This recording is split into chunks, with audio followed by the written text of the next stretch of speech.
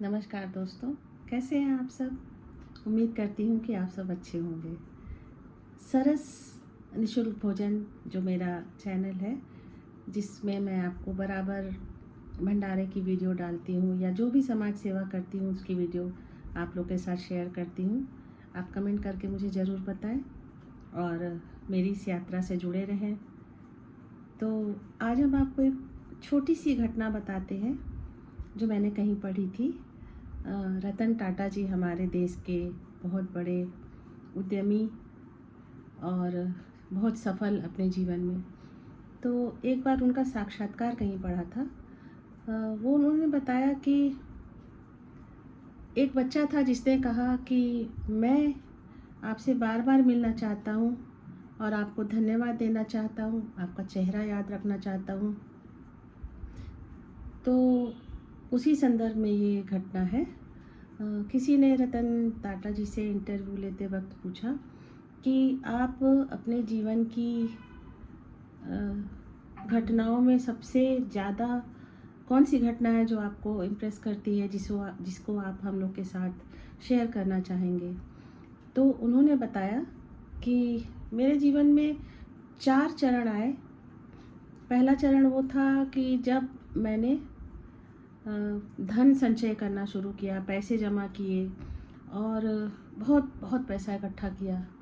लेकिन फिर धीरे धीरे समझ में आया कि नहीं, इससे मेरी संतुष्टि नहीं हो रही है, कुछ अच्छा नहीं फील हो रहा है। फिर दूसरा चरण आया जीवन में, जिसमें उन्होंने कीमती वस्तुएं, लग्जरी चीज़ें जमा करनी शुरू की और बहुत कुछ संचय किया। लेकिन उससे भी उन्हें कुछ खास फ़र्क नहीं पड़ा।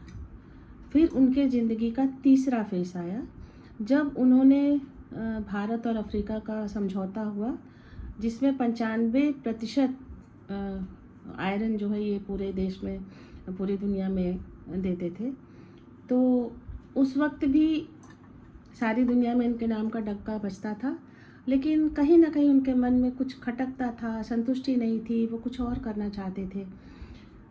फिर कुछ दिनों के बाद उनके एक दोस्त ने कहा कि कुछ बच्चे हैं, दिव्यांग बच्चे हैं, जिन्हें ट्राईसाइकिल की ज़रूरत है, क्या आप ले देंगे। तो रतन जी ने कहा कि बिल्कुल। दोस्त के कहने पर उन्होंने तुरंत 200 साइकिल लेनी थी, 200 बच्चे थे, तो उन्होंने साइकिल खरीदी और दोस्त के कहने पर उस आश्रम में गए जहाँ पर वो बच्चे थे। तो वहाँ पर पहुँचकर उन्होंने अपने हाथ से सारे बच्चों को साइकिल दी और वो बच्चे साइकिल लेने के बाद इतने खुश हो गए जैसे उनके हाथ पांव मिल गए और वो उस पर बैठकर खूब खेले, दौड़ते थे, भागते थे, उन्हें हाथ पैर ही मिल गए थे। बहुत खुश थे बच्चे। काफ़ी देर उनके साथ रहने के बाद जब रतन जी वापस आने लगे तो एक बच्चे ने उनका पैर पकड़ लिया। उन्होंने धीरे से छुड़ाने की कोशिश भी की, लेकिन उसने नहीं छोड़ा पैर और कस के पकड़ लिया। तब रतन जी ने उससे बच्चे से पूछा, बेटा आपको कुछ और भी चाहिए क्या।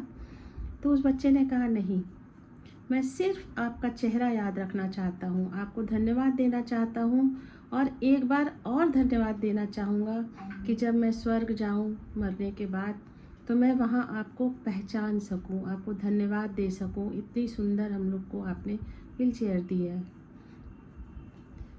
तो उस बात ने रतन टाटा जी का जीवन का दृष्टिकोण ही बदल दिया। उन्होंने कहा कि ये घटना मेरे जीवन का सबसे सुकून वाला पल था और पूरे जीवन में मुझे सेवा कार्य में सबसे ज़्यादा सुकून मिला। तो ये कहानी कहीं ना कहीं मुझे भी प्रेरित करती है। सरस निशुल्क भोजन की सोच भी ऐसी ही है कि हम थोड़ा सा सुकून दे पाएँ, लोगों को खाना खिला पाएँ, या कभी छाते देते हैं, कभी जूते देते हैं, कभी कंबल ठंड में देते हैं। तो हमारी कोशिश भी यही होती है और उनको देने के बाद जब हम वापस आते हैं तो बहुत सुकून मिलता है। तो कैसी लगी आपको हमारी ये संस्मरण रतन टाटा जी के साथ जो पढ़ा था मैंने आपके साथ शेयर। हमें ज़रूर बताएं कि आपको कैसी लगी कहानी, हमारा प्रयास कैसा लगा। हम इसी तरह हॉस्पिटल जाते रहें और लोगों की मदद करते रहें, भूखे प्यासे लोगों को खाना देकर थोड़ा सा सुकून उन्हें दे पाएँ और उनकी तकलीफ़ में हम उनके साथ खड़े रहें। जहाँ कहीं ज़रूरत हो हम उन्हें मदद कर पाएँ, ऐसी ईश्वर से प्रार्थना है और आप सबके साथ का आसरा भी है। आपका सपोर्ट हमें और से और बेहतर करने की प्रेरणा देगा। इसी उम्मीद के साथ अपनी कहानी को, अपने संस्मरण को यहीं विराम देती हूँ। नमस्कार, बाय बाय।